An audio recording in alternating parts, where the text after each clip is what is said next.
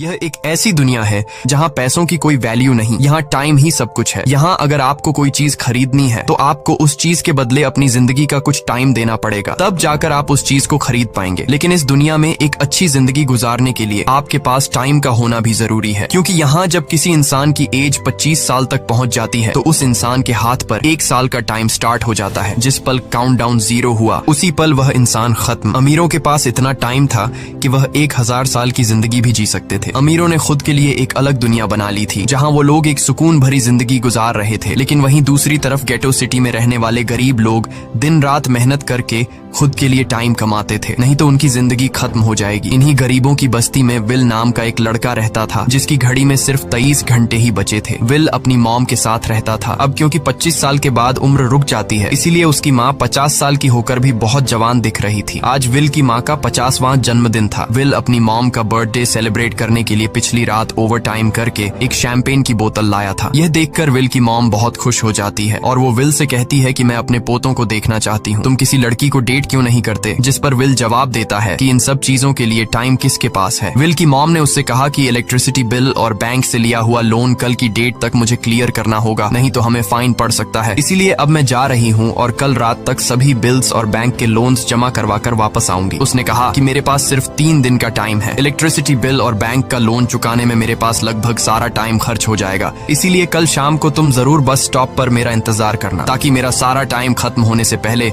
मैं तुमसे कुछ टाइम ले सकूं। इस पर विल ने कहा ठीक है, मैं टाइम पर पहुंच जाऊंगा। जाने से पहले विल की माँ विल के हाथ को छूकर उसकी बॉडी में 30 मिनट ट्रांसफर करती है ताकि विल अच्छा नाश्ता खरीद कर खा सके। इसके बाद दोनों अपने अपने काम पर निकल गए। रास्ते में विल के पास एक छोटी बच्ची आती है। वो विल को एक कैप्सूल देकर विल से उसका थोड़ा सा टाइम मांगती है। विल मुस्कुराते हुए उस छोटी बच्ची को कैप्सूल में अपनी जिंदगी का 5 मिनट का टाइम दे देता है और वह चली जाती है। यहाँ हमें पता चलता है कि यह लोग अपने टाइम को एक कैप्सूल में स्टोर भी कर सकते हैं, जिससे यह लोग कभी भी यूज और ट्रांसफर कर सकते हैं। इसके बाद विल काम के लिए फैक्ट्री पहुंच जाता है। काम शुरू करने से पहले वह कॉफी लेने जाता है, लेकिन वहाँ वह देखता है कि हर एक चीज का दाम डबल हो गया है। जहां पहले कॉफी 2 मिनट की मिलती थी, अब उसका प्राइस डबल होकर 4 मिनट हो चुका है। यहाँ पर कभी भी किसी चीज का भी दाम बढ़ा दिया जाता है बिना किसी अनाउंसमेंट के। ये बात विल को बहुत बुरी लगती है। मजबूरी में विल ने भी कॉफी के लिए अपनी जिंदगी के 4 मिनट पे किए और काम पर लग गया। दिन भर के काम के बाद रात के वक्त विल अपने दोस्त के साथ एक बार में जाता है। विल का दोस्त एक नंबर का शराबी था। वह हर वक्त शराब के नशे में टली रहता। विल का दोस्त विल को इशारे में बताता है